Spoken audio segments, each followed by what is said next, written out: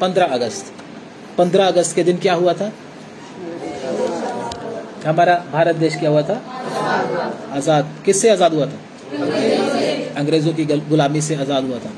तो हमारा सारा भारत देश इस दिन को बड़ी ही खुशी और उत्साह के साथ मनाता है, 15 अगस्त का दिन। और लोग तिरंगा भी, हमारे देश का जो झंडा उसको भी लहराते हैं। तो आप सब लोगों ने देखा होगा, हम लोग भी पहले जब स्कूल वगैरह जाते थे हम लोग भी देखते थे और उसमें पार्टिसिपेट भी करते थे हमारे देश के जो राष्ट्रगान के बीच में। तो मैं प्रभु का धन्यवाद देता हूँ कि हमारे परमेश्वर ने हमारे देश को क्या किया है? आज़ाद किया है। देश अंग्रेज़ों से तो आज़ाद हो गया, लेकिन अभी भी जो मेन आज़ादी है वो अभी तक मिली नहीं है। वो आज़ादी किस बात के लिए है? पाप से आज़ादी अभी तक भी मनुष्यों को मिली नहीं है। इसीलिए हमारे देश में क्या हो रहा है? कितना उथल पुथल हो रहा है, कितने चोरी हो रही, कितने कत्ल हो रहे हैं, कितने रिश्ते खराब हो रहे हैं, तलाक हो रहे हैं, और क्या हो रहा है? बलात्कार हो रहे हैं बच्चों के साथ भी। और कितना मतलब क्या हो रहा है हमारे देश में? माहौल क्या हो रहा है? खराब हो रहा है। हमारे देश में ही नहीं, पूरी दुनिया के अंदर ही ये क्या हो रहा है? माहौल खराब हो रहा है। तो हमारा परमेश्वर चाहता है कि हमें भारत देश में परमेश्वर ने क्यों रखा है? ताकि हम अपने भारत देश के लिए क्या करें? आंसू बहाएं, उनके लिए प्रार्थना करें और बहुत सारे लोगों को पाप के पंजे से परमेश्वर का वचन बताकर उनको क्या करें? छुड़ाएं। कितने आप में से कितने लोग भारत देश से प्रेम करते हैं या अपने से करते हैं? बहुत लोग, मैं तो अपने से करता हूँ, भारत देश से मुझे कोई प्रेम नहीं। तो हमारे परमेश्वर ने हमको जिस भूमि में रखा है, जिस जगह पर रखा है, वो हमारा क्या? भारत देश। तो हर एक विश्वासी को विश्वासी होने के साथ साथ देशभक्त भी होना बहुत जरूरी है। जो देशभक्त नहीं वो विश्वासी भी हो नहीं सकता। देशभक्त होने का मतलब ये नहीं माथे पे तिलक लगा लिया और झंडा लेकर चले गए, वो नहीं। देशभक्त का मतलब ये होता है कि हमारा देश में जितनी भी चीजें हैं, जैसे पानी है, खाने की चीजें हैं, सामान है, जो भी सब, रेलवे सिस्टम है, बसेस है, जहां जहां हम जाते हैं, हमारा फर्ज है उन चीजों का भी क्या रखना? ध्यान रखना, उसमें तोड़ फोड़ ना करना, पानी खराब होने ना देना। गली में कूड़ा पड़ा है तो उसको साइड पर कर देना, ईंट पड़ी है तो उसको भी उठा के साइड पे कर देना। उसको बोलते देशभक्त। राष्ट्रगान गाने से हम देशभक्त नहीं बनते। तो हमें भी क्या, जब हम विश्वासी लोग हैं, हमें भी अपने भारत देश के लिए क्या होना चाहिए? प्रेम होना चाहिए, ताकि हमारे भारत देश की कोई भी चीज क्या ना हो, संपत्ति खराब ना हो। हमारे घर की कोई चीज खराब करे तो हमें क्या होता है? दुख होता है कि नहीं होता? हमारा किसी ने कोई दरवाजा तोड़ दिया, हमारा पंखा खराब कर दिया, शीशे को तोड़ दिया, हमें दुख होता है, क्योंकि वो उसको हम क्या समझते हैं? ये मेरा है।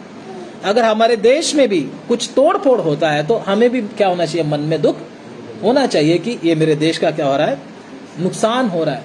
तो देश से भी हमें क्या होना चाहिए? प्रेम होना चाहिए।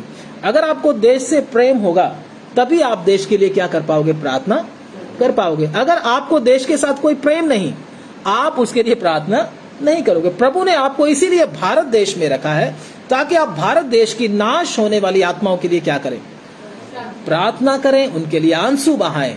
परमेश्वर ऐसे लोगों को क्या करता है? ढूंढता है। लेकिन हमें तो क्या है? अपनी अपनी चिंता पड़ी हुई है, बस मेरा हो जाए हल मसला, बाकी कहाँ जाएं? कहाँ जाएं? बाकी नरक में नहीं, भाड़ में जाएं, हमें कोई दिक्कत नहीं। तो हम में से एक एक को क्या होना चाहिए? ये चिंता होना चाहिए। परमेश्वर जो हमारा स्वर्गीय पिता है, वो सारे जगत का पिता है। वो सारे जगत की क्या करता है? चिंता करता है। वो हर जगह पर है। God is omni presence. हमारा परमेश्वर हर जगह पर क्या है? विराजमान है। एक ही समय में हर जगह पर मौजूद रहता है। उसको कहीं आने जाने की जरूरत नहीं पड़ती, उसको किसी देश में रहने की जरूरत नहीं पड़ती, वो हर जगह पर है। ये बात आपको मालूम होना चाहिए। लेकिन हम लोग क्या है? सीमित हैं। हम लोग एक छोटे से मनुष्य हैं। हम लोगों को रहने के लिए क्या चाहिए? घर भी चाहिए, जगह भी चाहिए और देश भी चाहिए। तो इसलिए परमेश्वर ने हमको अलग अलग जगह पर रखा हुआ है। किसी को किसी देश में, किसी को किसी देश में, किसी को किसी मोहल्ले में। हमें एक रिस्पॉन्सिबिलिटी, हमें एक जिम्मेवारी परमेश्वर ने दी है, ताकि हम में से एक एक जन जहां पर हम रहते उनके लिए क्या करें? प्रार्थना करें, विनती करें, उनके लिए आंसू बहाएं। तो हमारा भारत देश जो आज से लगभग कितना समय हो गया? हाँ, हमारा देश कल 75वां आजादी दिवस बड़ी धूमधाम से क्या कर रहा है? मना रहा है। तो हमारे देश को आजाद होने के लिए, आजाद करवाने के लिए कितने लोगों ने क्या किया? अपने बलिदान दिए, अपने प्राण की आहुति दी है, आप सब लोग जानते हैं।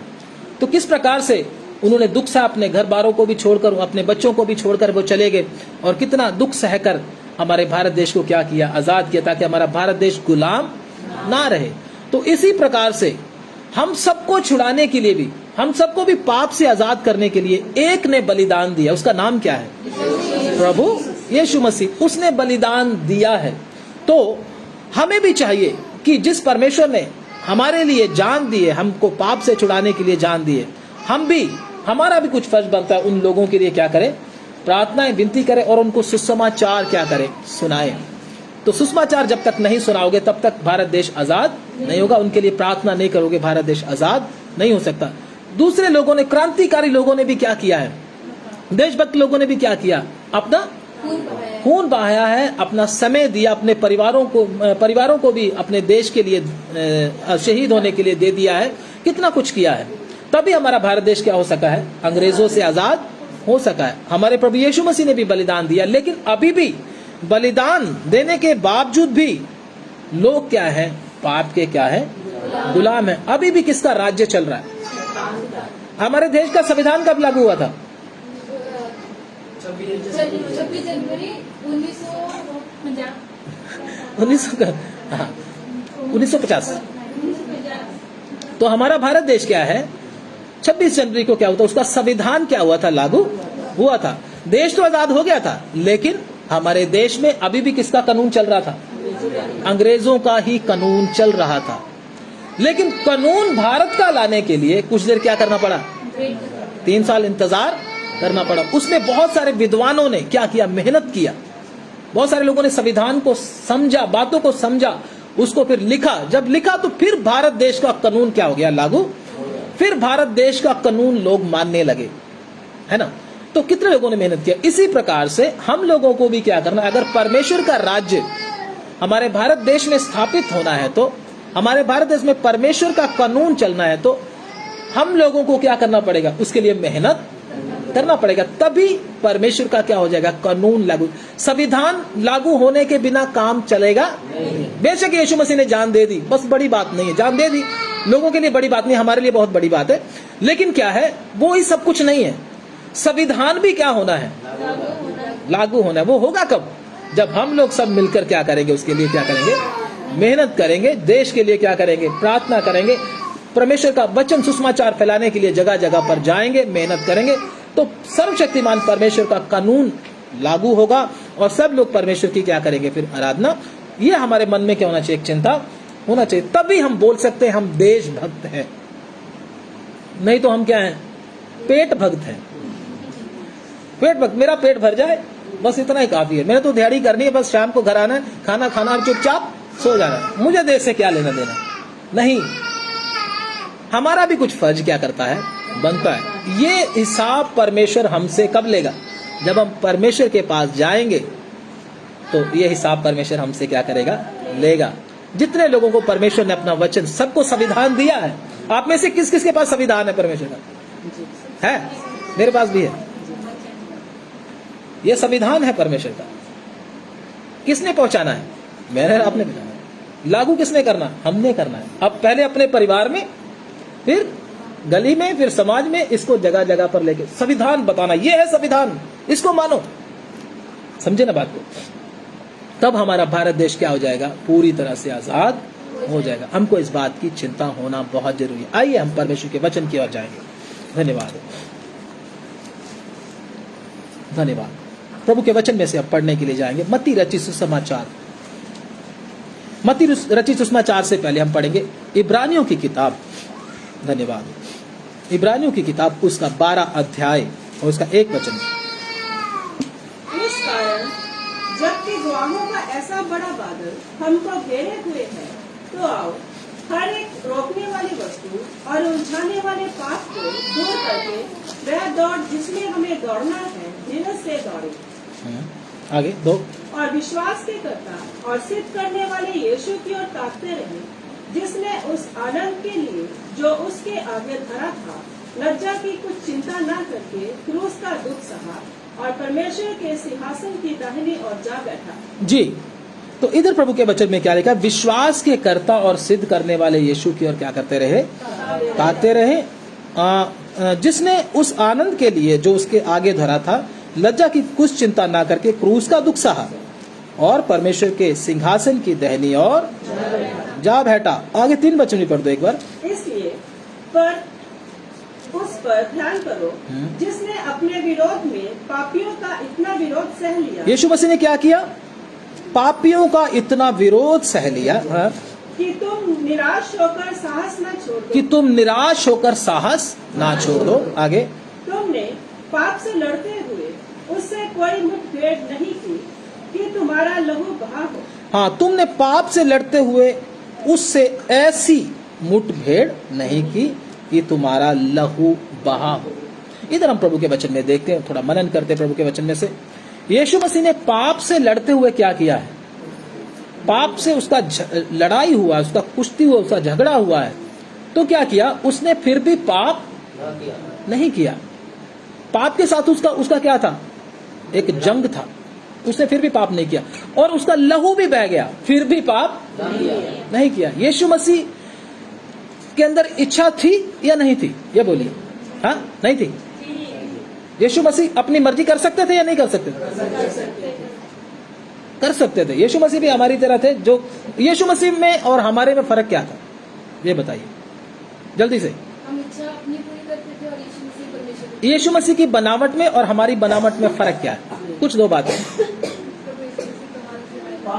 हाँ, यीशु मसीह के अंदर पाप नहीं था जी, और इच्छा के लिए नहीं आए, कुंवारी से पैदा हुआ। ठीक। यीशु मसीह के अंदर हमारी तरह शारीरिकता नहीं थी। पाप नहीं था, वो ठीक है, क्योंकि कुंवारी के द्वारा पैदा हुआ, लेकिन हमारी तरह शारीरिकता का मतलब बिगड़ा हुआ स्वभाव नहीं था। बस ये फर्क है। यीशु मसीह के अंदर इच्छा थी, अपनी मर्जी कर सकते थे, लेकिन फिर भी उन्होंने ऐसा नहीं किया। पाप कर सकते थे, कर सकते कि नहीं कर सकते थे? मतलब पाप क्या था? जरूरी व्यभिचार करना ही पाप है। परमेश्वर की मर्जी को तोड़ देना, परमेश्वर की इच्छा को तोड़ देना, वो भी क्या है? गतसमनी बाद में आप देखो, जब मैं आपको गतसमनी में लेकर जाता हूँ, गतसमनी में क्या हुआ था? प्रभु यीशु मसीह उधर क्या कर रहे थे? प्रार्थना कर रहे थे, और उनका पसीना खून की बूंदों की तरह क्या कर रहा था? बाहर टपक रहा था। इतने वो वेदना में थे, इतने टेंस थे प्रभु यीशु मसीह। कभी भी इतने टेंस प्रभु यीशु मसीह को हमने देखा? चिंता में कभी भी यीशु मसीह को कभी देखा आपने? कभी भी चिंता नहीं की। लेकिन इधर क्या हो रहा है? एक बहुत बड़ी चिंता है, पसीना आ रहा है, उसमें से खून भी आ रहा है। सोच कर देखो, इतनी परेशानी क्यों? इधर क्या लिखा हुआ प्रभु के वचन में? कहता है यीशु मसीह ने पाप का विरोध सह लिया और अपना खून भी क्या कर दिया? बहा दिया। पिता ने क्या बोला हुआ था? उसको एक प्याला दिया था। वो प्याला क्या था? प्याला क्या था? प्याला था कि पिता से क्या होना है? उससे संबंध टूटना है। लगभग अगर हम देखें तो लगभग कितने घंटे के लिए? 3 घंटे के लिए संबंध टूटना है। तो यीशु मसीह नहीं चाहते थे। असल में देखा जाए तो प्रभु यीशु मसीह ने क्या बोला? पिता हो सके थे क्या हो जाए? इच्छा थी ना, मैं ये नहीं कर सकता। अगर ये तोड़ देते तो फिर क्या होता? फिर भी तो गलत बात थी। जरूरी नहीं कोई बड़ा पाप करना ही गलत बात है। अगर वो बोलते मैं नहीं पीऊंगा प्रभु, जाओ, मुझसे ये नहीं होगा, तो ये भी क्या है? गलत है ना। मुश्किल है। पिता से अलग होना क्या है? यीशु मसीह के लिए बहुत, हमारे लिए तो कोई मुश्किल नहीं है, उनके लिए बहुत मुश्किल था। क्योंकि पिता के साथ यीशु मसीह की सांझ कब से थी? आदि से थी, अनादि काल से थी। ठीक है ना। तो इसलिए प्रभु यीशु मसीह पिता से 1 सेकंड के लिए भी अलग होना नहीं चाहते थे। इसलिए वो टेंशन में थे। ये थी, ये नहीं उनको कील ठुकने थे तो वो परेशान हो गया, डर गया। ऐसा नहीं है। कई लोग बोलते वो तुम्हारा गुरु डर गया, वो कभी डरा नहीं। अरे यीशु मसीह को छोड़ो, यीशु मसीह के चेले और बहुत सारे बाद में संत लोग हंसते हंसते जान देकर गए हैं। पता, आग के अंदर खड़े हो गए, हंसते हंसते गीत गाते गाते चले गए प्रभु के पास। उनके बच्चों को शेरों के आगे फेंक दिया गया, फिर भी चिल्लाए नहीं, हंसते हंसते कहते कोई बात नहीं। नींव होती ना, मकान की नींव जो होती है, उसमें क्या कर दिया गया? उनको दबा दिया गया, फिर भी हंसते हंसते गए। वो बोले पापा मम्मी तुम्हें चिंता करने की जरूरत नहीं, हम किधर मिलेंगे। अरे यीशु मसीह के चेले नहीं डरे तो यीशु मसीह कैसे डर जाएगा? सोच के देखो, असल में उन लोगों को वचन मालूम नहीं। यीशु मसीह इसलिए वेदना में थे क्योंकि पिता के साथ उनका संबंध जो था टूटने वाला था। तो यीशु मसीह क्या प्रार्थना कर रहे हैं? पिता हो सके तो ये प्याला मुझसे क्या हो जाए, लेकिन फिर भी मेरी मर्जी नहीं तेरी मर्जी पूरी हो जाए। यीशु मसीह चाहते तो उनको सलीब पर चढ़ने की कोई जरूरत थी? बोलो ना, यीशु मसीह ने कौन सा गलत काम किया था जो सलीब पर चढ़ना पड़ता उसको? बड़े ध्यान से सुनिए। यीशु मसीह चाहते तो गतसमने में बोल सकते थे, पिता अब मेरी सेवा पूरी होगी। पिता ने बोला था आजा, क्योंकि तू मेरा प्रिय पुत्र है, तूने मुझको क्या किया है? प्रसन्न किया है, कोई दिक्कत नहीं, तू बेटा आजा। लेकिन यीशु मसीह को पिता ने क्या दिखाया? मेरा और आपका चेहरा दिखाया।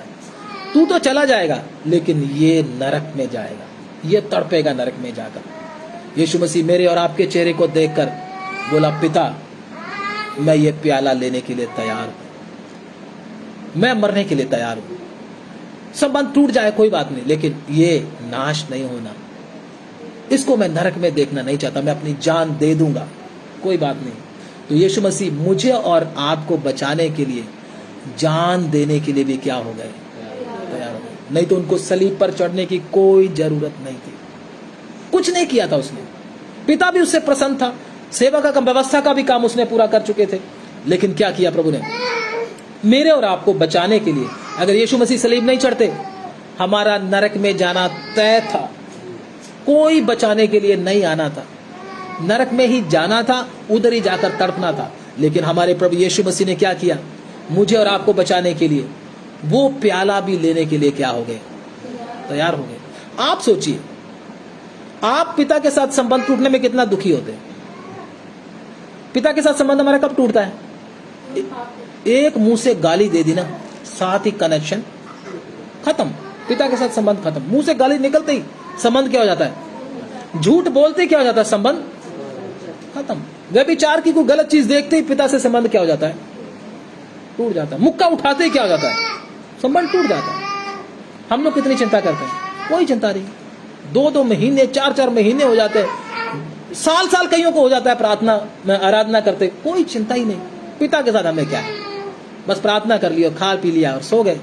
लेकिन यीशु मसीह एक पल के लिए भी पिता से अलग होना नहीं चाहता था, इसलिए टेंशन में थे। हमको टेंशन होती है? हमको तो टेंशन तब होती है जब हमें कोई गाली दे दे, या हमें को उल्टा सीधा बोल दे, या हमारी बात ना माने, हम हमारी कोई इज्जत ना करे, हमको टेंशन हो जाती है। लेकिन पिता के साथ संबंध हो चाहे, उसमें कोई लेना देना नहीं हमको। हमारा तो पेट भरना चाहिए और हमको इज्जत मिलनी चाहिए, बस यहां तक है हमारा। लेकिन यीशु मसीह को देखो, पिता से संबंध टूटने में कितने दुखी है। तो प्रभु यीशु मसीह का लेवल और हमारा लेवल देखो, कितना जमीन और आसमान का क्या है। इसलिए प्रभु बोलता है, तुम्हारे विचार और मेरे विचारों में क्या है? जमीन और आसमान का क्या है? अंतर है। तो मुझे और आप, हमारे सामने भी ये चैलेंज है, हमारा भी स्वभाव क्या होना है? ऐसा बनना है। वचन सुनने का, वचन सुनने से आपको क्या, आपके मन में क्या आना चाहिए? प्रभु जैसे आप पिता के साथ एक सेकंड के लिए भी संबंध टूटने में राजी नहीं थे, मैं भी ऐसा होना चाहिए।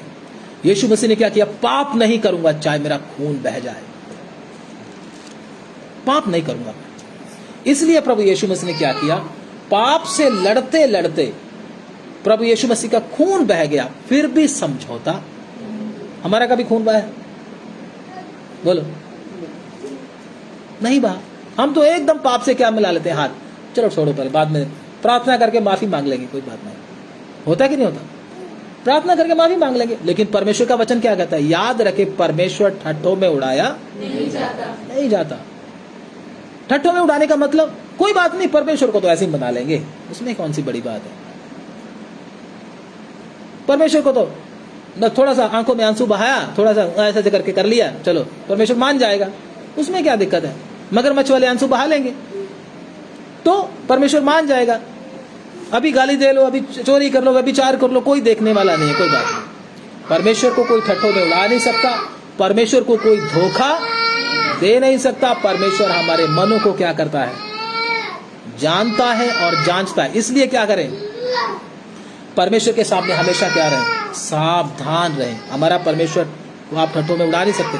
परमेश्वर जो हम करते हैं उसका क्या लेता है? हमसे हिसाब लेता है। इसलिए कृपा करके, जैसे प्रभु यीशु मसीह ने पाप का विरोध सह लिया, यहां तक कि खून भी उसने अपना बहने दिया, हम भी क्या करें, पाप से समझौता। जब प्रभु यीशु मसीह ने पाप से समझौता नहीं किया, बाद में क्या हुआ था मालूम है? क्या हुआ था? स्वर्गदूत आकर क्या करने लगे? उसकी सेवा टहल, उसको हौसला और दलेरी मिलती चली गई। और जब हाथों में कील ठुकवाने की बात आई, यीशु मसीह चिल्ला नहीं रहे जैसे फिल्मों में दिखाते हैं, ऐसे कर रहे हाय हाय हाय, ऐसा नहीं किया, वो गलत है। यीशु मसीह चुप, वचन में लिखा जैसे भेड़ी ऊन कतरने वाले के सामने चुपचाप रहती है, उसी प्रकार से यीशु मसीह ने अपना मुंह नहीं खोला। फिल्में मत देखो, वचन को पढ़ो। फिल्में देखकर आप क्या हो जाते हो? बाबू को जाते। पढ़ के देखो, इसको लिखा हुआ वचन में। फिल्मों में कुछ और दिखाते हैं, वो अपने हिसाब से दिखाते हैं, लेकिन वचन में जो लिखा है उस बात को क्या करें, हम ध्यान दें। धन्यवाद। आइए प्रभु के वचन में से पढ़ेंगे। भजन संहिता 53 उसका 7। भजन संहिता 53 का 7। सबसे पहले हम पढ़ेंगे 3 से पढ़ लेंगे, 3 से पढ़ेंगे, उसको आगे बढ़ते जाएंगे। वे सब के सब ये वचन ध्यान से सुन लो। ये वचन कल को कोई आपको अन्य जाति पूछेगा, फिर आपको जवाब नहीं आएगा तो बहुत दिक्कत आएगी। इसलिए बड़े ध्यान से वचन सुने और दूसरों को जवाब देने वाले भी बन जाएं। अच्छी तरह से इसको सीखें, अपने माइंड में, अपने दिल में बसा ले इस वचन को। ध्यान से सुनिएगा। हाँ, वे सब के सब हट गए। कौन सा वचन पढ़ रहे हैं? हाँ, 53 का 3 पढ़ रहे हैं ना? नहीं, वह तुच्छ जाना जाता। यशाया 53 का 3। मैंने क्या बोला? बस सॉरी, माफ करना। यशाया 53 का 3। वह तुच्छ जाना जाता वह तुच्छ जाना जाता और मनुष्यों का त्यागा हुआ था। वह तुच्छ जाना जाता और मनुष्यों का क्या हुआ था? त्यागा हुआ था। जी, वह दुखी पुरुष था। वह दुखी पुरुष था। रोग से उसकी जान पहचान थी। रोग से क्या थी? उसकी जान पहचान थी। हाँ, और लोग उससे मुख फेर लेते थे। लोग उससे मुंह फेर लेते थे। वह तुच्छ जाना गया हाँ, और हमने उसका मूल्य ना जाना। वह तुच्छ जाना गया, हमने उसका मूल्य ना जाना। उसको लोग तुच्छ समझते थे। हाँ, निश्चय उसने हमारे रोगों को सह लिया। उसने हमारे रोगों को क्या कर लिया? सह लिया। रोग कब आते हैं? पाप के कारण। मोस्टली रोग पाप की वजह से आते हैं। बीमारी पाप की वजह से आती है। हमारे प्रभु यीशु मसीह ने उस रोगों को जो हमारे ऊपर हमारे पाप की वजह से आने वाले थे, उसने सलीब के ऊपर सब रोगों को सह लिया। जी, और हमारे ही दुखों को उठा लिया। हमारे ही दुखों को क्या कर लिया? उसने उठा लिया। हाँ, तभी हमने उसे परमेश्वर का मारा कूटा हाँ, और दुर्दशा में पड़ा हुआ समझा। हमने उसको परमेश्वर का मारा कूटा और दुर्दशा में पड़ा हुआ। आज भी लोग क्या बोलते हैं? यीशु मसीह तो लोगों ने ऐसे ही मार दिया, उसको लटका कर मार दिया। लेकिन उनको समझ नहीं यीशु मसीह क्यों मरा है। जब उनको समझ आएगी, वो भी फूट फूट कर रोएंगे, वो भी फूट फूट कर रोएंगे, क्योंकि उनको मालूम नहीं वो आपके लिए ही मरा है। आगे, परंतु वे हमारे ही अपराधों के कारण घायल किया गया। हमारे ही अपराधों के कारण घायल किया गया। वे हमारे अधर्म के कामों के कारण कुचला गया। हमारे अधर्म के कामों के कारण कुचला गया। हमको घायल करना था। जब हमने पाप किया है तो पाप की मजदूरी क्या है? मौत है। पाप किया है तो आपके ऊपर मौत आएगी, और जब मौत आएगी तो टॉर्मेंटिंग प्लेस, तड़पने वाली जगह नामक एक जगह जमीन के नीचे है। ध्यान से सुन लीजिएगा, जमीन के नीचे एक जगह है, तड़पने वाली जगह। पाप करते करते जो मर जाते हैं उनको तड़पने वाली जगह में डाला जाता है। उधर कीड़े हैं, वचन में लिखा उधर का कीड़ा कभी मरता नहीं है। कीड़े इंसान के आत्मिक शरीर को खाते हैं, खा जाते हैं, उसके बाद फिर शरीर होता है, फिर खा जाते हैं। उसको इतना ही दुख हो जैसे हमारे शरीर के ऊपर कीड़े आ जाएं, हमारे नाक में से निकले, मुंह में से निकले और हमें खाना शुरू करें। इतना ही दर्द, इससे भी हजारों गुना दर्द किसको होता है? मनुष्य को उधर होता है। कीड़े खाते हैं उसके शरीर को। आग में इंसान क्या करता है? उधर तड़पता है। बड़े भयानक तरीके से उसको, मनुष्य को फाड़ दिया जाता है। बाइबल में बहुत सारी बात वचन लिखे हुए हैं ऐसे, तो वो अभी समय नहीं है, लेकिन उसको कभी पढ़ेंगे। तो बहुत ही पीड़ा दी जाती थी। हमको होना था वो, लेकिन किसको किया गया? प्रभु यीशु मसीह को किया गया। और आगे, हमारी ही शांति के लिए उस पर ताड़ना पड़ी। हमारी ही शांति के लिए उस पर क्या पड़ी? ताड़ना पड़ी। जी, उसके कोड़े खाने से हम लोग चंगे हो जाए। उसके कोड़े खाने से हम क्या हो जाए? चंगे हो जाए। हम तो सबके हम कैसे भटके हुए थे? भेड़ों की तरह भटके हुए थे, जिनका कोई चरवाहा, भेड़ को पता नहीं होता किधर जाना है, उसका चरवाहा ना हो तो वो कहीं कुएं में छलांग लगा दे, उसको नहीं पता होता। इसलिए भेड़ का क्या होता है? चरवाहा होता है, उसको क्या, उसके आगे आगे जाता है और उसको क्या करता है? अगुवाई। कुत्तों के कभी चरवाहे नहीं होते, अपना भेड़ियों के कभी चरवाहे। भेड़ एक ऐसा इनोसेंट जानवर है जिसको इतनी समझ, बुद्धि, ज्ञान नहीं है, और ना ही अपने ऊपर इतना कॉन्फिडेंस होता है। कहते ना भेड़ चाल, भेड़ चाल समझे, सुना ना आपने शब्द भेड़ चाल? एक भेड़ जिधर को चलेगी वो भी उधर ही चली जाती है, चाहे वो आग में जाना पड़े उसको, वो चली जाएगी। तो इंसान इतना बुद्धिमान नहीं है। तो परमेश्वर ने क्या किया? उसी वचन को दोबारा पढ़िएगा। हम तो सबके सब भेड़ों के समान भटके हुए, तो हमको कोई रास्ता मालूम नहीं था, हमको किसी को मालूम नहीं था कौन सा रास्ता सही है, क्योंकि शैतान ने बहुत सारे रास्ते बना दिए, बहुत रास्ते बना दिए। अब इंसान बोलता सच्चा कौन सा हमको मालूम। शुक्र है मुझे और आपको क्या मिल गया? सही रास्ता मिल गया। किधर जाने का? स्वर्ग में जाने का सही रास्ता मिल गया। अभी भी बहुत सारे लोग ढूंढ रहे हैं, खोजबीन कर रहे हैं। कितने बड़े बड़े साधु, ऋषि, मुनि क्या करें? खोज रहे हैं हमको सच्चा रास्ता मिल जाए। कपड़े वस्त्र त्याग कर बैठे हुए, घर को त्याग कर बैठे हुए, और जंगलों में, नदियों में और पहाड़ों की गुफाओं में बैठे हुए कि रास्ता मालूम हो जाए। हमको कैसे रास्ता मिल गया? फ्री में मिल गया। हमको किसी ने प्रभु का वचन दिया और हमने क्या कर लिया? उस रास्ते को क्या कर लिया? अपना लिया। आगे, हम में से हर एक ने अपना अपना मार्ग लिया। हम में से हर एक ने अपना अपना क्या लिया होता? मार्ग। आप में से कौन है ऐसा जिसने सही मार्ग लिया था? हाथ खड़ा करो। मैंने नहीं लिया था। हम में से किसी ने भी सही मार्ग, इधर वचन में लिखा हुआ है, दोबारा पढ़ो उस वचन को। हम में से हर एक ने अपना अपना मार्ग लिया। अपना अपना मार्ग लिया था। किसी ने पैसे कमाने का मार्ग लिया हुआ था, किसी ने अपना नाम ऊंचा करने का मार्ग लिया हुआ था, किसी ने अपने आप को महान बनाने का मार्ग लिया हुआ था, किसी ने कुछ, किसी ने कुछ, किसी ने कुछ। हम परमेश्वर को ढूंढ रहे थे? नहीं ढूंढ रहे थे। ये तो परमेश्वर की कृपा हमारे ऊपर हुई कि हम किसके पास आ गए? प्रभु के पास आ गए। अगर प्रभु हमारे मन में ये इच्छा ना डालते तो हम कहां प्रभु के पास आते? ये तो प्रभु की कृपा है, ये तो प्रभु की दया है कि प्रभु ने हमें सही रास्ता क्या कर दिया। हम नहीं थे। अगर आप बोलते हैं कि मैं था तो आप गलत हैं। क्यों? क्योंकि परमेश्वर का वचन क्या कहता है? हमने अपना अपना मार्ग लिया हुआ था। परमेश्वर का मार्ग लिखा हुआ कहीं? हमने लिया था। हमने किसी, मैंने नहीं लिया था, मैं तो अपने मार्ग में चल रहा था, लेकिन अब मेरे परमेश्वर ने मुझे खींच कर, दलदल की कीच से निकाल कर मुझे सही मार्ग पर लेकर आया। तो ये है सही। आगे, और यहोवा ने हम सबों के धर्म का बोझ उसी पर लाद दिया। यहोवा ने हमारे सारे लोगों का पाप का, अधर्म का बोझ किस पर डाल दिया? सोच के देखो, सारी दुनिया के अधर्म का बोझ जिसके ऊपर होगा वो मनुष्य की हालत क्या होगी। हमारे तो परिवार का बोझ ही आ जाए ना तो क्या हो जाता है? हमारा क्या हो जाता है? बैंड बाजा बज जाता है। बजता कि नहीं बजता? मेरा तो दिमाग खराब हो गया, करूं क्या, हो जाता ना। लेकिन उसके सिर के ऊपर किसका बोझ था? सारी आदम से लेकर कब अब तक के लोगों को, उस समय के लोगों तक का, सब लोगों के अधर्म का बोझ किसके सिर के ऊपर था? तो गुस्से हो गया वो, है ना, गुस्से हो गया था। मूसा के ऊपर कितने का बोझ आया था? कितना? लगभग 32 का आया था। मूसा तो चिल्ला के उठा, कहता प्रभु मैंने नहीं जाना आगे, बस मेरी तो बस हो गई, तो किसी और कोई?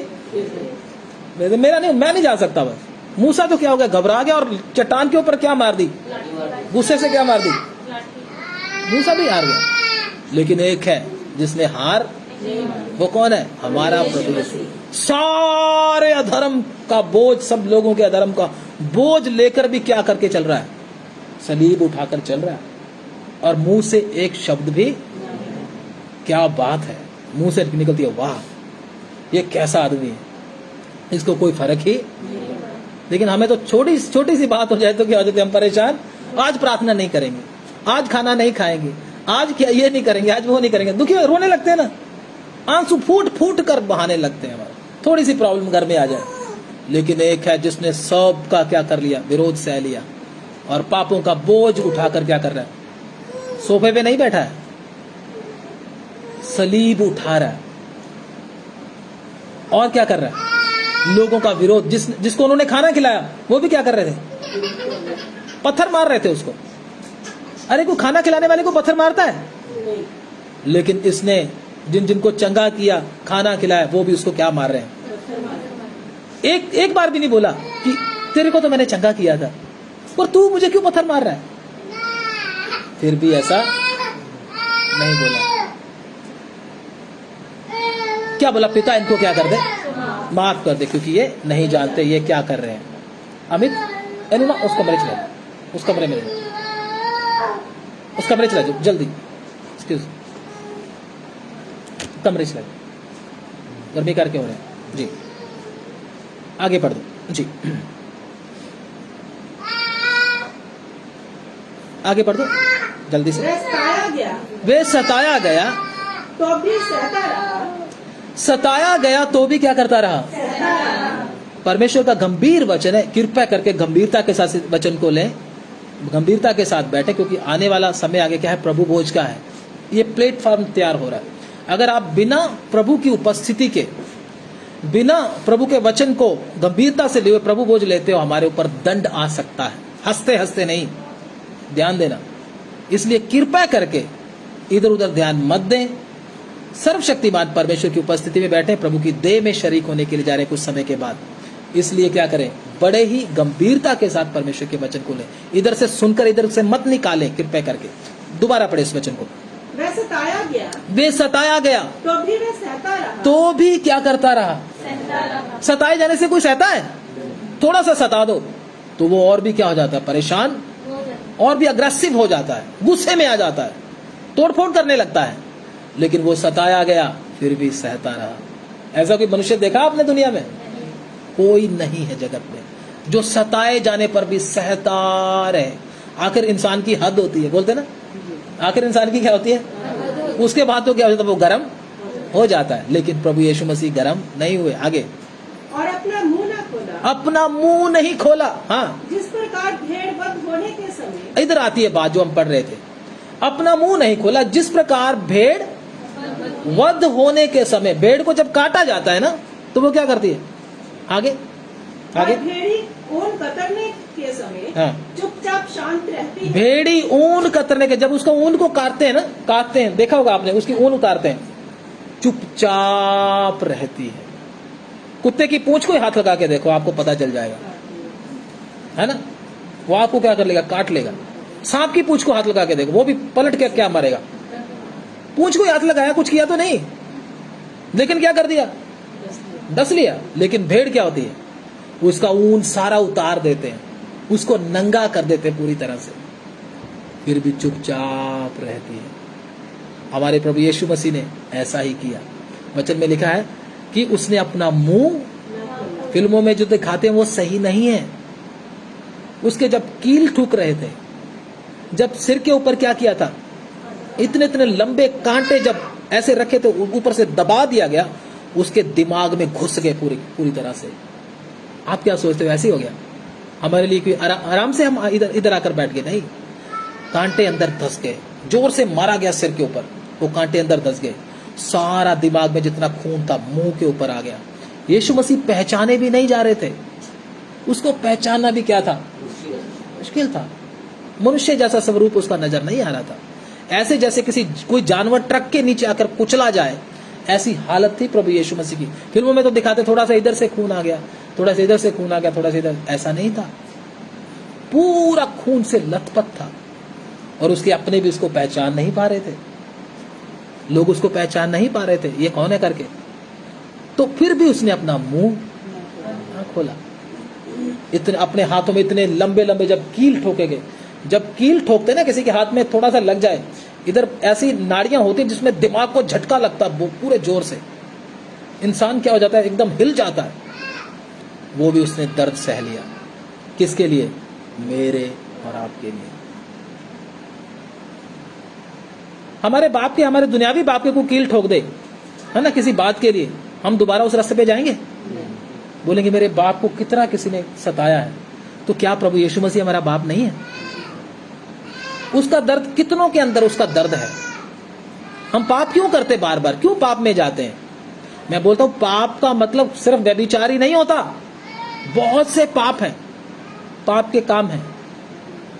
क्यों जाते हैं? क्योंकि हमारे अंदर यीशु मसीह की सलीब का दर्द नहीं है। उसने हमारे लिए कितना दुख सहा, कोई दर्द नहीं है। हम ये सोचते ही नहीं, हम कहते हैं दिया होगा, उसने कोई पाप किया होगा इसलिए उसने दे दिया होगा जान, मुझे कोई टेंशन नहीं, मैं तो तंबाकू खाऊंगा, मैं तो बीड़ी पीऊंगा, मैं तो लड़ाई करूंगा, मैं तो गालियां दूंगा। हम तो ऐसे करते हैं। लेकिन उसका दर्द जिसके अंदर है दोबारा पाप के रास्ते पर जाता ही नहीं।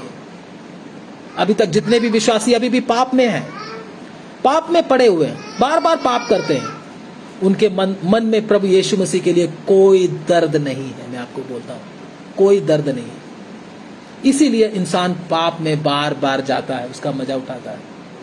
अगर आप सच में परमेश्वर के प्रेम को, इस दर्द को जान लोगे, बोलोगे मैं उस रास्ते पर कभी नहीं जाऊंगा जिस रास्ते के कारण मेरे यीशु मसीह को सूली पर क्या करना पड़ा, लटकना पड़ा, सारा खून बहाना पड़ा, और पैरों में जब कील ठोकेंगे कितना दर्द हुआ होगा।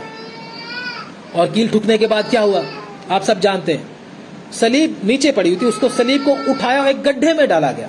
जैसे उसको गड्ढे में डाला तो एकदम क्या हो गया, इतना झटका लगा। वचन में लिखा उसके हड्डियों के सारे जोड़ उखड़ गए, डिसलोकेट हो गए,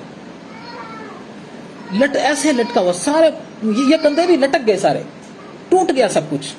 हड्डियां भी क्या हो गई, मतलब हड्डियां नहीं टूटी, मतलब बोलने का मतलब ज्वाइंट डिसलोकेट निकल गए, अंदर से जोड़ निकल गए, खुल जाते हैं जैसे, ऐसे हो गया प्रभु यीशु मसीह। फिर भी मुंह नहीं खोला।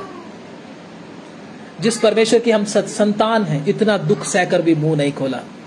हम कहते हैं मैं उसका बेटा हूं, मैं उसकी बेटी हूं, थोड़ा सा हमको कोई बोल दे हम उसको मारने पर उतर आते हैं। ये किसका स्वभाव है?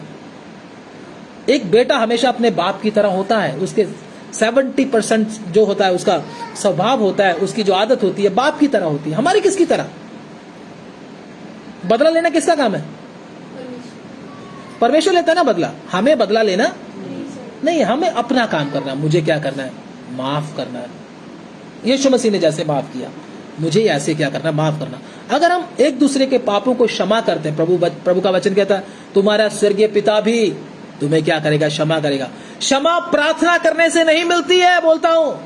कई लोग बोलते मैंने प्रार्थना कर लिया, क्षमा मिल गई। ऐसे नहीं क्षमा मिलता। तूने क्षमा किया है कि नहीं? अगर तूने क्षमा नहीं किया, तेरे को भी कोई क्षमा। प्रार्थना करने का हक हमें तभी है जब हम अपने अपराधियों को क्या करते हैं? माफ करते। परमेश्वर देखता है इस बात को। तो जिसके पाप क्षमा हो जाते हैं उसके मन में शांति होती है। याद रखना, पाप क्षमा हुए आदमी के मन में हमेशा, याद रखना, एक निशानी है, शांति से भरा हुआ व्यक्ति होता है, आनंद से भरा हुआ व्यक्ति होता है। अगर आप निराश है, परेशान है, अंदर से दुखी है, इसका मतलब अभी आपके पाप क्षमा नहीं हुए, पाप अभी भी बना हुआ है। जब पाप क्षमा हो जाता है इंसान शांति से भर जाता है अपने आप ही। तो ये हमेशा याद रखना। यीशु मसीह ने अपना मुंह नहीं खोला, जल्दी से पढ़ दीजिए। अत्याचार करके और दोष लगाकर वे उसे ले गए। वचन में लिखा अत्याचार, एक दो बात बताकर हम प्रार्थना करेंगे, समाप्त करेंगे। अत्याचार करके और दोष लगाकर उसको क्या कर गए? ले गए। कौन ले गए? हाँ, उस समय के लोगों में से किसने उस पर ध्यान दिया? हाँ, कि वह जीवितों के बीच में से उठा लिया गया। जीवितों के बीच में से उठा लिया गया। इस बात को बड़ा ध्यान से सुनेगा। यीशु मसीह अगर क्रूस पे जान दे देता हमारे लिए, तो वो हमारे लिए काफी नहीं था पाप से छुड़ाने के लिए। ध्यान से सुन लीजिए। आप बोलोगे ये क्या बोल रहे हो पास्टर जी? सही है। यीशु मसीह क्रूस पर जान दे देते, सलीब पर चढ़ जाते, जान दे देते, तो इतना काफी नहीं था हमारे उद्धार के लिए। वचन में क्या लिखा? दोष लगा के उसको क्या कर गए? वो ले गए। कौन? मौत का दूत आया। किसको लेने के लिए? क्यों? उसने कोई पाप किया था? नहीं। मेरे और आपका पाप का भार उसके ऊपर लदा हुआ था, वो मेरे लिए पाप बना था, इसलिए मौत का दूत यीशु मसीह को लेने के लिए आया। और मौत का दूत उसको जब किधर लेकर गया? तड़पने वाली जगह में। यीशु मसीह हमारे लिए, जिसको हम नरक करके तड़पने वाली जगह बोलते, उधर जाकर तड़पा भी है। क्योंकि पाप की मजदूरी क्या है? मौत। मौत किसको बोलते हैं? परमेश्वर से संबंध टूट जाना, परमेश्वर से अलग हो जाना। तो वही यीशु मसीह ने किया है। वो हमको होना था, लेकिन किसने किया? प्रभु यीशु मसीह ने 3 घंटे यीशु मसीह उस आग की ज्वाला में तड़पे हैं। प्रभु के वचन में लिखा है, उसको आगे पढ़ोगे तो मालूम होगा आपको, जल्दी से पढ़े। मेरे ही लोगों के अपराधों के कारण उस पर मार पड़ी, उसकी कब्र भी दुष्टों के संग ठहराई। तो उसकी कब्र भी दुष्टों के संग ठहराएगी का मतलब क्या है? दुष्ट लोग जहां पर जाते हैं उधर किसको जाना पड़ा? यीशु मसीह को जाना पड़ा। किसके लिए? मेरे और आपके लिए। कितनी भयानक जगह है नरक की आग। अगर आप एक बार नरक के दर्शन कर लो ना, मैं आपको बोलता हूं, आपका शरीर पूरा कांपने लगेगा। बहुत खौफनाक जगह है नरक की आग। उधर कौन गए? प्रभु यीशु मसीह गए। और आगे पढ़े। और मृत्यु के समय मैं धनवान का संगी हुआ। मृत्यु के समय किसका संगी हुआ? धनवान का। कौन से धनवान का? धनी इंसान। धनी इंसान और लाजर, वो क्या कर रहा है? तड़प रहा है। धनी इंसान। आज भी नरक की आग में आवाज आ रही होगी, मुझे बचा लो, मेरे भाइयों को भी बता दो। क्योंकि यीशु मसीह ने यह बताया था। एक धनी इंसान किधर था? नरक की आग में। अच्छा आदमी था, लेकिन उसने रिपेंट नहीं किया था, अपने पापों से मन नहीं फिराया था, चल ऐसे ही रहा था। और अब्राहम को अपना पिता करके बोलता था।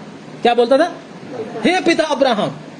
हम में से भी बहुत सारे क्रिश्चियन लोग क्या बोलते हैं? मसीह लोग बोलते हैं यीशु मसीह हमारा खुदा है, हमारा पिता है। धनी इंसान भी ऐसे बोलता था, लेकिन उसने क्या नहीं किया था? रिपेंट नहीं किया था। परमेश्वर के वचन के अनुसार वो नहीं था। बाइबल किताबें उनके पास थी, भविष्यवक्ता भी थे, लेकिन उनकी वो सुनता था नहीं। तो वो जाने दे उसको, ये नहीं। जब जिंदा था वो, तब पास्टरों को भी और ध्यान नहीं देता था। वो कहता ये क्या चीज है मेरे सामने? मुझे प्रभु ने, खुदा ने सब कुछ आशीषें दी है, मुझे चर्च में जाने की, मुझे मीटिंग में जाने की कोई जरूरत नहीं है। मीटिंग में जाने की जरूरत उसको है जिसको पास कुछ है नहीं। उसकी ये सोच होगी, मैं सोचता हूं। लेकिन मुझे तो खुदा ने, पिता अब्राहम ने सब कुछ दे दिया, लेकिन मुझे अब जाने की कहीं जरूरत नहीं। पिता बोलता था अब्राहम को भी। और इस्राएली लोग भी क्या बोलते थे? अब्राहम को अपना पिता करके मानते थे। यीशु मसीह क्या बोल रहे? तुम नरक में जाओगे, फरीसियों को बोल रहे थे। तो आज भी जितने मेरे मसीह बहन भाई हैं, जितने बोलते यीशु मसीह हमारा खुदा है, मेरा पापा है करके बोलते हैं ना बहुत सारे लोग, पापा यीशु पापा।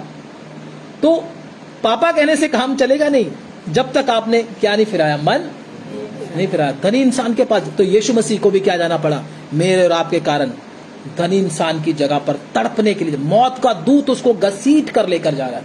प्रभु यीशु मसीह खुद बता रहे हैं, अगर भजन संहिता में पढ़ते तो अभी समय नहीं है, इतनी भयानक जगह है वो। यीशु मसीह खुद बता रहे हैं, आप उधर मत जाएं। इसलिए हमारे प्रभु यीशु मसीह ने क्या दे दी? जान दे दी। पाप से परमेश्वर इतनी नफरत करता है कि अपने बेटे को भी क्या कर दिया? सूली पे लटका दिया। मतलब पाप की माफी इस प्रकार नहीं है।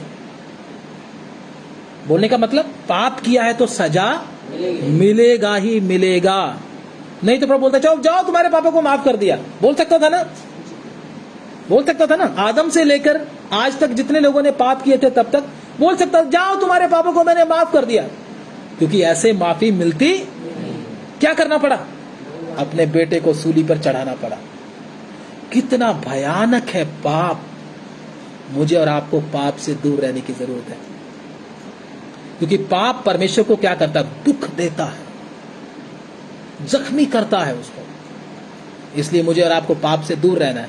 यीशु मसीह चुपचाप सहता रहा, मेरे और आपके कारण मुझे भी उसकी तरह बनना है। तो अभी हम थोड़ी देर में प्रभु भोज में जाएंगे। आप लोग प्रार्थना में रहें। और हमने यीशु मसीह की मृत्यु को हमने याद किया है, किस प्रकार से मेरे प्रभु ने मेरे लिए क्या किया? जान दी है, चुपचाप सहा है, ताकि मैं किसी ना किसी तरह से बच जाऊं। हमें बचाने के लिए किया। आज तक किसी ने ऐसा नहीं किया कि पापी के लिए अपना लहू बहाया हो और तड़पने वाली जगह में गया हो। और तड़पने वाली जगह में जाकर 3 घंटे यीशु मसीह तड़पा, और उसके बाद क्या हुआ? उसकी प्रभु के वचन में लिखा, प्रभु यीशु मसीह दोबारा क्या हो गया? उस जगह से आ गया और जिंदा हो गया प्रभु, क्योंकि उसने कोई पाप नहीं किया, कीमत देकर निकला। 3 घंटे का मतलब क्या है? परमेश्वर के सामने एक दिन 1000 दिन के बराबर है।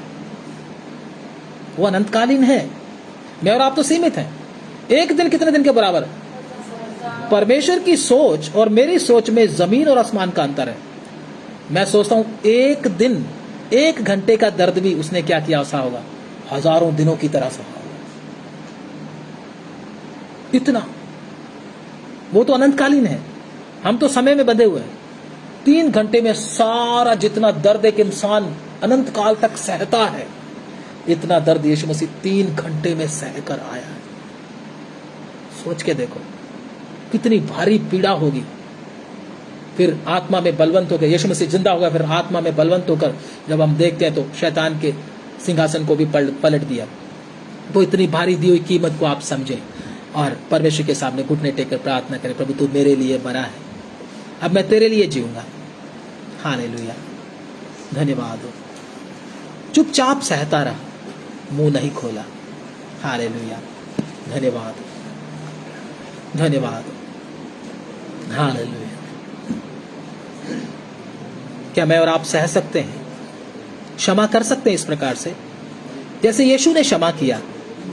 क्या मैं और आप कर सकते हैं किसी को क्षमा? प्रभु भोज में भी हम तभी जगह ले सकते हैं, भाग ले सकते हैं, जब मैं और आप एक दूसरे को माफ करते हैं। तो बिना क्षमा किए प्रभु भोज लेते तो दंड का कारण हो सकता है। हालेलुया। किसी के प्रति मन में नफरत, बैर नहीं होना, सबको माफ करने का मन होना है। हालेलुया। नहीं तो प्रभु भोज में कृपया आप ना आए। Hallelujah, hallelujah, hallelujah. यीशु मसीह हमको एक नमूना देकर गए। कभी कोई पाप नहीं किया फिर भी चुपचाप रहा। हम कितने पाप करके भी बुड़बुड़ाने लगते हैं, कितने पाप करके फिर भी नफरत करते हैं। यीशु मसीह कोई पाप नहीं किया, पवित्र, फिर भी पाप से लड़ते हुए इतना विरोध सा कि उसका खून बहा, फिर भी उसने पाप नहीं किया। मैं और आप कितनी आसानी से पाप कर देते हैं। परमेश्वर की प्रेजेंस की थोड़ी सी भी चिंता हमको नहीं है, कोई वैल्यू नहीं है उसकी। परमेश्वर की प्रेजेंस की हमें कोई वैल्यू नहीं है, इसीलिए हम पाप में बार बार जाते हैं। प्रभु को बोले, प्रभु मेरी बुद्धि को खोल दे, मेरी समझ को खोल दे, ताकि मैं दोबारा पाप ना करूं। मेरे पापों को माफ कर, मेरी गंदगी को अंदर से निकाल दे, मेरे मिट्टी के स्वभाव को बदल दे। प्रभु मेरे अंदर प्रभु आपका स्वभाव नहीं है, सहा नहीं जाता मुझसे। अभी भी प्रभु मैं आपको अप्रसन्न करने वाली बातें करता हूं, आपको दुखी करता हूं, अभी भी पाप में गिर जाता हूं। मुझे आपकी तरह बनना है। मेरे ऊपर अनुग्रह कर, मेरे पापों को माफ कर, ताकि मैं आपकी तरह बन जाऊं। Hallelujah, hallelujah. एक एक जन प्रार्थना करे अपने अपने लिए। टूटा हुआ मन परमेश्वर के योग्य बलिदान है, पर परमेश्वर टूटे हुए मन से अप्रसन्न नहीं होता, प्रसन्न होता है, उसको तुच्छ नहीं जानता। Hallelujah, hallelujah, hallelujah. उसके लहू से ले तू नहा, साफ होंगे तेरे गुनाह। उसके लहू से ले तू नहा, साफ होंगे तेरे गुनाह। उसने क्या क्या ना दुख सहा, कलवरी पर यीशु मुआ, कलवरी पर यीशु मुआ। वहाँ वहाँ जीवन का सोता बहा, वहाँ जीवन का सोता निकला, वहाँ जीवन का सोता बहा, वहाँ जीवन का सोता निकला। पापी प्यास तो अपनी बुझा, पापी प्यास तो अपनी बुझा। प्रभु यीशु मसीह दोनों हाथ फैलाकर बुला रहा है, पापी तो अपनी प्यास को बुझा, उस कलवरी के पास आ जा जो कलवरी से सोता बहता है। आज मैं और आप भी उस सोते के नीचे आए जो हमारे लिए बह रहा है। यीशु मसीह का पवित्र लहू अभी भी हमें शुद्ध करने के लिए तैयार है। हालेलुया। उस कलवरी क्रूस के नीचे आ जाए, कलवरी क्रूस के नीचे आ जाए, वो आपके मनों को शुद्ध कर देगा। कितने भी दाग क्यों ना हो वो धोकर साफ कर देगा। चाहे तुम्हारे पाप लाल किरमिची रंग के क्यों ना हो, मैं उनको धोके हिम से श्वेत कर दूंगा। हालेलुया। कलवरी के नीचे आ जाए, वो सोता तेरे लिए है, वो खून तेरे लिए बहाया गया, तुझे शुद्ध होने के लिए, तुझे स्वर्ग में पहुंचाने के लिए, सुरक्षित तुझे यीशु के समान बनने के लिए वो सोता बह रहा है। आज भी इंतजार कर रहा है, आज भी इंतजार कर रहा। पापी आ जा, इससे पहले कि मौत आकर खड़ी हो जाए, इससे पहले कि मौत आ जाए, पापी दौड़ कर आ जा, मैं तुझे शुद्ध कर दूंगा। दोनों हाथ फैलाए हुए पुकार रहा है। हालेलुया। मैं और आप उस कलवरी के नीचे आए, हम शुद्ध हो जाएंगे, निश्चय हम शुद्ध हो जाएंगे। विश्वास के साथ प्रार्थना में हम शुद्ध हो जाएंगे। अपनी गलतियों को प्रभु के सामने मानेंगे, उसको छोड़ देंगे, किसी के प्रति नफरत, जलन, वैर, विरोध नहीं रखेंगे। हालेलुया। हमारे पापों को भी क्षमा किया जाएगा।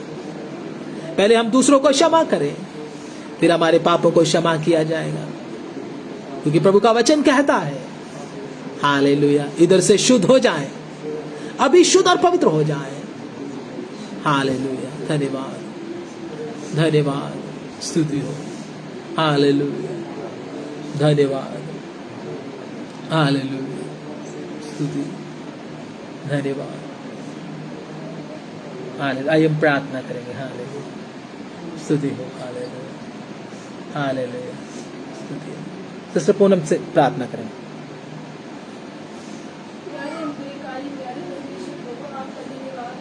हालेलुया। इस समय के लिए, संगति के लिए प्रभु, और आपके वचनों के लिए प्रभु हमने जाना परमेश्वर किस प्रकार प्रभु ने हम जैसे पापियों से इतना प्रेम किया, और पिता हमारे लिए परमेश्वर प्रभु, आपने परमेश्वर प्रभु जो दंड हमें मिल रहा था वो आपने अपने ऊपर लिया है। मेरे परमेश्वर प्यारे खुदावन, धन्यवाद। अपने अपने पापों को मान लेते हैं प्रभु, और छोड़ने के लिए यस, ताकि पिता परमेश्वर प्रभु हम भी तेरे समान बन सकें। यस लॉर्ड, क्योंकि तू हमारा परमेश्वर है प्रभु। हमें क्षमा करो, शुद्ध कर मेरे खुदावन। हम इस योग्य नहीं है मेरे खुदावन कि हम परमेश्वर तेरे सम्मुख भी आ सके खुदा। इसको हमें इस लायक बनाया है प्रभु, कि हम तेरे पास बैठे हैं प्रभु। हालेलुया। मेरा धन्यवाद देते हैं प्रभु, मेरा धन्यवाद देते हैं महाराजा, जो तू उस का परमेश्वर इस पृथ्वी पर आकर हमारे लिए दुखों का सहारा प्रभु। हालेलुया, तेरा धन्यवाद है प्रभु। हालेलुया। आज के वचन से हमने जाना है परमेश्वर, ये तूने हमारे ऊपर कितनी कृपा की प्रभु। जो कांटों का ताज हमें पहनाया जाना था प्रभु, वो तूने अपने सिर पे ले लिया प्रभु। पिता तेरी कोई गलती ना थी प्रभु, तेरी कोई पाप ना किया था, फिर भी हम जैसों के लिए पूरे अपना बलिदान दिया है प्रभु। तेरा धन्यवाद देते हैं प्रभु, तेरा धन्यवाद देते हैं प्रभु जी। ये जीवन परमेश्वर को पवित्र करके इस्तेमाल कर प्रभु। आज के बाद हम अपनी नहीं वरन आपकी इच्छा पूरी करें प्रभु। हमारे जीवनों से केवल आपको महिमा मिले मेरे परमेश्वर। हम सब अपने आप को तेरे हाथों में अर्पण करते हैं परमेश्वर। तेरी इच्छा को पूरी करें मेरे परमेश्वर। तेरा धन्यवाद देते हैं प्रभु। इस विनती प्रार्थना को उद्धार करता यीशु मसीह के नाम में मांगते हैं। आमीन आमीन आमीन। सबको जय मसीह की। प्रभु आप सबको बहुत बहुत आशीष दे। God bless you. अभी प्रभु भोज का समय है, अभी हम प्रभु भोज करेंगे। प्रभु भोज हम ऑनलाइन नहीं करेंगे। जितने हमारे बहन भाई हमारे साथ ऑनलाइन जुड़े थे, मैं उनके लिए परमेश्वर का धन्यवाद देता हूं। प्रभु आप सबको बहुत बहुत आशीष दे। मैं आपके लिए प्रार्थना करता हूं। स्वर्गीय पिता, जितने बहन भाई हमारे साथ ऑनलाइन जुड़े हैं पिता, एक एक के साथ प्रभु जी आप हों प्रभु जी, हर एक को तुझ में बलवंत करें प्रभु। पाप से दूर रहने के लिए, आपसे प्रेम करने के लिए मदद करें। अगर कोई बीमार है तो उसको छू के चंगाई दें, आत्मा में बलवंत करें। एक एक के ऊपर आप दया करें, तरस करें प्रभु जी, आत्मा में बढ़ाएं। उनके एक एक की फैमिली को भी सुरक्षित करें, यीशु मसीह के नाम। आमीन आमीन। सबको जय मसीह की। God bless you.